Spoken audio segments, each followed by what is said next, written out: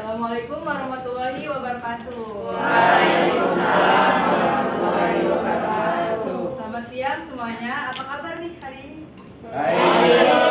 Alhamdulillah baik. Oke, sebelum kita masuk ke pelajaran, Ibu minta tolong buat kalian semua buat ngecekin nih kolong-kolong mejanya, kolong bangkunya apakah ada sampah. Kalau ada boleh dibuang.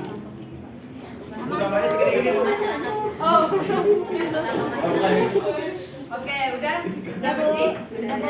Oke, baik. Silakan ketua kelasnya disiapkan teman-teman. Baik Bu, bersiap. Doa dimulai.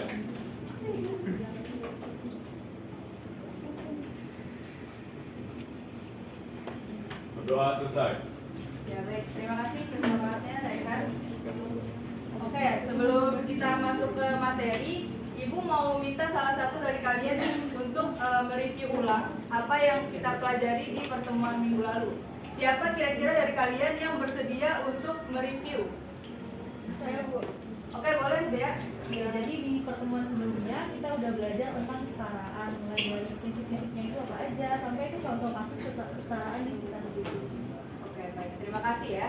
Oke, benar ya. Jadi pertemuan yang lalu kita mempelajari tentang kesetaraan mulai dari prinsip dan contoh kasusnya.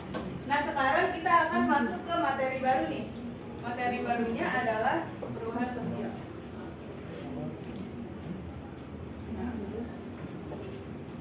Perubahan sosial dalam masyarakat. Sebelum masuk ke dalam materi, siapa kira-kira di antara kalian yang sudah pernah mendengar istilah perubahan sosial? Oke, Jihan, apa perubahan sosial? Menurut pemahaman saya, perubahan sosial itu kayak semacam peralihan kehidupan masyarakat yang berubah dan berlangsung secara terus-menerus. Oke, betul ya. Jadi perubahan sosial ini bisa dikatakan sebagai suatu proses peralihan kehidupan masyarakat ya yang berlangsung secara terus-menerus. Terima kasih Jihan. Kita masuk ke definisi perubahan sosial. Definisi perubahan sosial menurut para ahli. Yang pertama itu adalah menurut Kingsley Davis. Perubahan sosial didefinisikan sebagai bagian dari perubahan kebudayaan. Yang kedua dari Wilbert Moore yang mendefinisikan perubahan sosial sebagai suatu perubahan penting yang terjadi dalam keseluruhan struktur sosial, pola-pola perilaku, dan sistem interaksi sosial, termasuk juga perubahan norma, nilai, dan fenomena kultural. Sedangkan menurut Sel Sumarjan, perubahan sosial adalah perubahan pada lembaga-lembaga kemasyarakatan di suatu masyarakat yang mempengaruhi sistem sosialnya, termasuk nilai-nilai, sikap, dan perilaku di antara kelompok-kelompok masyarakat. Nah, dari definisi yang ada di depan ini, kira-kira ada nggak satu orang yang mau menyimpulkan apa itu definisi perubahan sosial? Saya Bu, Oke, boleh Arum. kalau menurut saya, perubahan sosial itu adalah suatu kajian yang mempelajari tingkah laku masyarakat dan kaitannya dengan suatu perubahan. Oke, betul ya Arum ya. Kita lanjut ke selanjutnya, yaitu bentuk-bentuk perubahan sosial. Bentuk-bentuk perubahan sosial ini dibagi menjadi 4, yaitu berdasarkan kecepatan berlangsungnya yang meliputi perubahan lambat atau evolusi dan perubahan cepat atau revolusi. Yang kedua ada berdasarkan ukuran perubahannya, yaitu perubahan kecil dan perubahan besar. Yang ketiga berdasarkan prosesnya, yaitu perubahan yang dikehendaki dan yang tidak dikehendaki. Yang keempat berdasarkan sifat perubahannya, yaitu perubahan struktural dan perubahan proses atau prosesual. Yang pertama kita akan membahas tentang berdasarkan kecepatan berlangsungnya, yaitu yang pertama ada perubahan lambat atau evolusi. Perubahan ini adalah perubahan yang prosesnya membutuhkan waktu yang lama dan tanpa direncanakan. Terjadi karena usaha masyarakat untuk menyesuaikan diri dengan kondisi yang baru. Di sini tertera contohnya adalah suatu proses dari negara perpindahan status dari negara yang sebelumnya terjajah menjadi negara yang merdeka. Selanjutnya ada perubahan cepat atau revolusi. Perubahan ini adalah perubahan yang berlangsung secara cepat dan menyangkut pokok atau dasar-dasar kehidupan masyarakat. Di sini perubahannya bisa menggunakan kekerasan, bisa juga tanpa kekerasan. Di sini contohnya ada reformasi, yaitu pengalihan dari orde baru ke orde reformasi ini bisa disebut sebagai revolusi. Selanjutnya perubahan sosial berdasarkan prosesnya. Yang pertama ada perubahan yang dikehendaki, yaitu perubahan yang direncanakan oleh pihak yang mengadakan perubahan atau agent of change. Nah, di sini kita bisa lihat ya contohnya dari yang sebelumnya kita menggunakan kantung plastik buat berbelanja, sekarang kita menggunakan semacam tas kain atau goodie bag dengan tujuan agar mengurangi plastik ya. Selanjutnya ada perubahan yang tidak dikehendaki, yaitu perubahan yang terjadi di luar jangkauan atau kemampuan manusia. Biasanya perubahan ini tidak diharapkan oleh manusia. Di sini bisa dilihat contohnya perubahan yang terjadi akibat dari kejadian tsunami. Ya, siapa yang mau perubahan terjadi akibat tsunami? Nggak ada yang mau ya. Jadi ini tidak dikehendaki oleh manusia. Selanjutnya berdasarkan sifat perubahan. Yang pertama itu perubahan struktural. Perubahan ini sangat mendasar dan menimbulkan reorganisasi dalam masyarakat. Di sini bisa dilihat contohnya adalah perubahan sistem sistem kenegaraan ya, yang semula monarki menjadi republik. Bisa dilihat dari negara-negara seperti Italia, Nepal, Yunani dan lain-lain. Selanjutnya perubahan prosesual, yaitu perubahan yang terlihat sebagai penyempurnaan atau perbaikan. Di sini bisa dilihat contohnya adalah HP. Nah, HP ini yang seperti yang kita pernah tahu ya, kita tahu HP ini sebelumnya ada yang punya kameranya satu dan itu ngeblur atau pecah gitu ya. Nah, sekarang seiring dengan perkembangan teknologi, perkembangan zaman, sekarang HP kamera sudah sangat berkembang pesat gitu. Bahkan kita mungkin ada yang pernah lihat HP yang kameranya kalau di zoom tuh kelihatan bulan gitu kan. HP saya tuh itu termasuk perubahan prosesual yang perbaikan dari yang sebelumnya. Yang terakhir perubahan sosial berdasarkan ukurannya. Yang pertama ada perubahan kecil, yaitu perubahan ini tidak mempengaruhi masyarakat dan lembaga-lembaganya. Contohnya adalah model pakaian. Kenapa model pakaian ini dikatakan sebagai perubahan kecil? Karena model pakaian ini hanya diikuti oleh kalangan-kalangan tertentu saja. Seperti yang ada di foto ini, model pakaian seperti ini hanya bisa dipakai oleh orang-orang yang mungkin tidak berhijab ya. Selanjutnya perubahan besar. Perubahan ini perubahan yang berpengaruh terhadap masyarakat dan lembaga-lembaganya. Contohnya adalah perubahan dari masyarakat agraris menuju masyarakat industri. Di sini masyarakat harus bisa beradaptasi dengan kondisi ekonomi, kondisi teknologi, dan kondisi mata pencaharian yang baru. Selanjutnya dampak perubahan sosial. Dampak ini ada dua ya, dampak positif dan dampak negatif. Dampak positif yang pertama ada munculnya nilai dan norma baru. Yang kedua adanya struktur dan hubungan sosial baru. Ketiga meningkatkan ilmu pengetahuan dan teknologi. Di sini kita bisa lihat ya kalau misalnya perubahan sosial ini rata-rata terjadi karena adanya kemajuan teknologi gitu. Yang keempat berkembangnya industrialisasi. Yang kelima tingkat pendidikan formal semakin tinggi dan merata.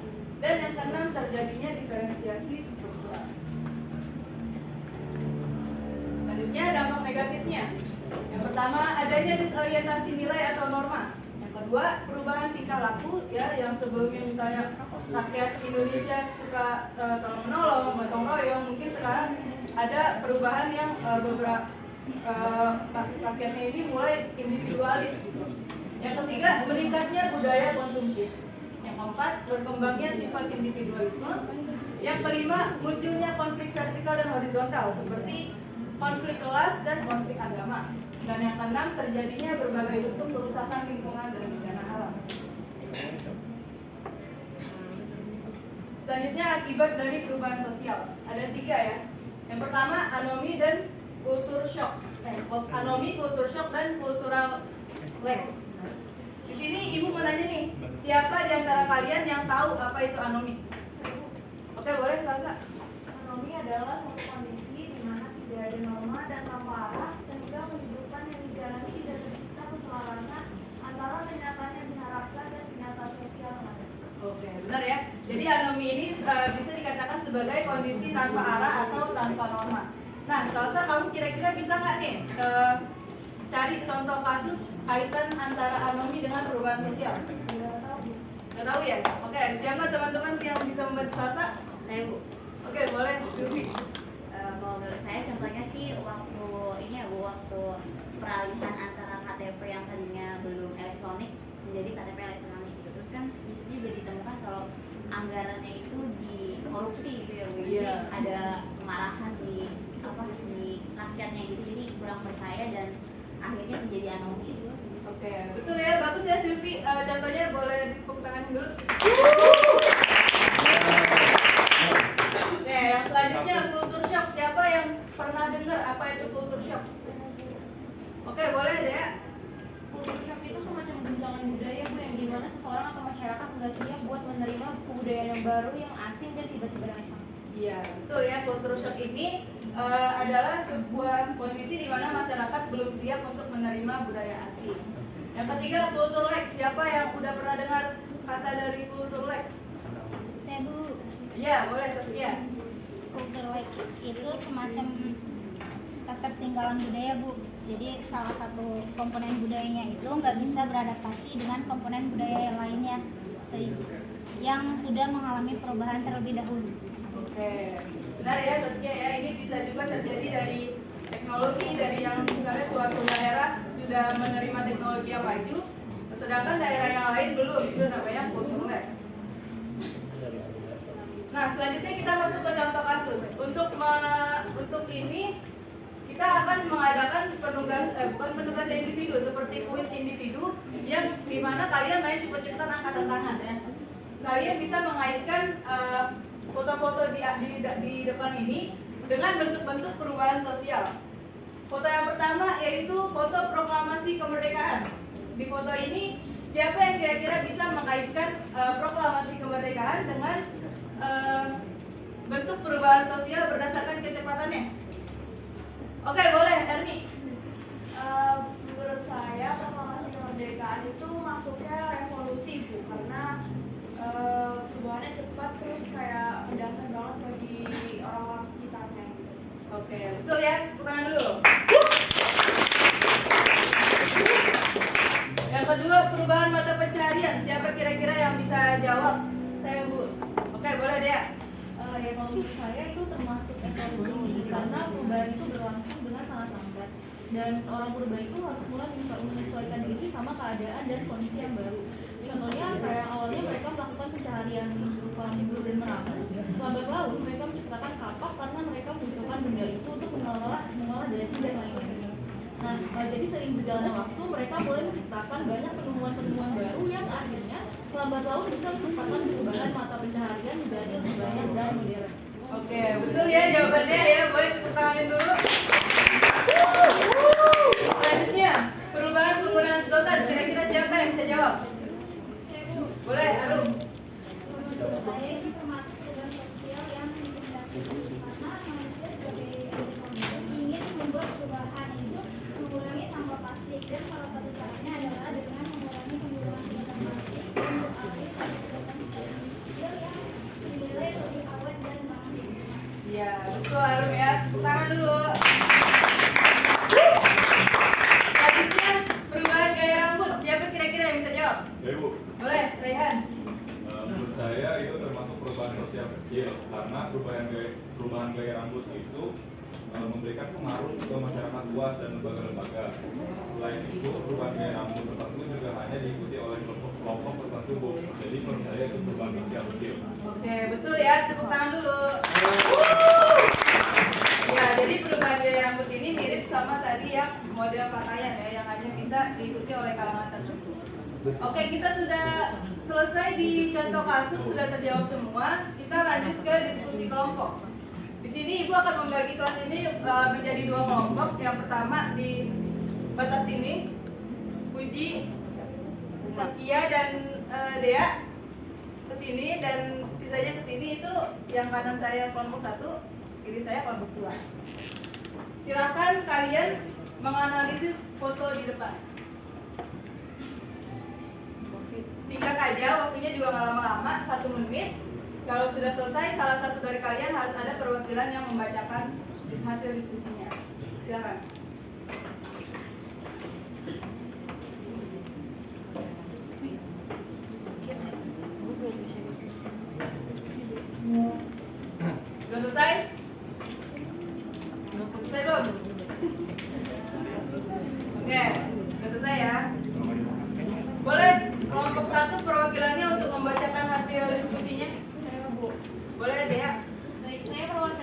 kelompok 1 izin mempresentasikan hasil diskusi kelompok kami. Menurut kami, kasus tersebut termasuk ke dalam perubahan sosial yang tidak dikehendaki karena berbagai aturan baru seperti memakai masker, menjaga jarak, dan cuci tangan itu diadakan dengan tujuan untuk memutus rantai penyebaran virus COVID-19 dan sebelumnya masyarakat tidak pernah mengharapkan hal itu terjadi. Oke, bagus ya jawaban kelompok 1. Silakan tangan.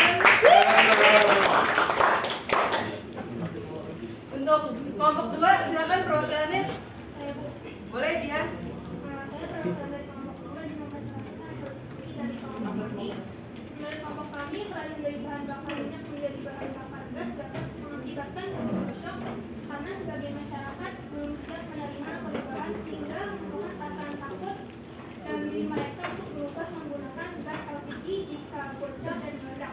Dalam artian ini, kultur shock muncul karena adanya perubahan yang secara mendadak yang mengakibatkan masyarakat tidak siap menerima perubahan ini, menjadikan masyarakat memiliki perasaan gelisah atau bahkan takut menerima hal baru dalam kehidupan mereka. Oke, tepat ya jawaban kelompok 2. Silakan pilih kelompok 4.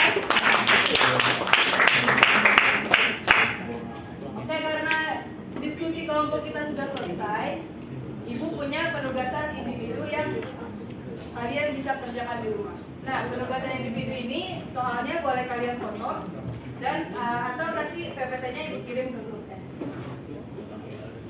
Jangan lupa dikerjakan dan dikumpulkan minggu depan. Sudah? Oke. Nah, materi kita hari ini sudah selesai. Sekarang Ibu minta salah satu dari kalian untuk mereview apa yang sudah kita pelajari hari ini. Ayo, siapa? Saya Bu. Boleh, Silvi. Ya Bu, kalau menurut saya hari ini tuh kita belajar tentang perubahan sosial, terus juga belajar tentang bentuk-bentuk revolusi, evolusi, perubahan yang dikehendaki dan tidak dikehendaki. Kita juga diakhiri dengan contoh-contoh kasus gitu. Oke, betul ya Silvi ya? Kayak Silvi dari tadi nyimak nih. Iya Bu, nyimak. Keren, keren. Oke, kalau gitu sebelum pelajaran hari ini Ibu tutup, Ibu minta kalian untuk mempelajari ulang ya ketika pulang nanti materi hari ini dan mengerjakan tugas-tugasnya yang sudah diberikan. Dan jangan lupa untuk mempelajari materi selanjutnya, oke? Jadi sekian dari Ibu hari ini pembelajaran, semoga hari ini bisa bermanfaat. Ibu tutup. Wassalamualaikum warahmatullahi wabarakatuh.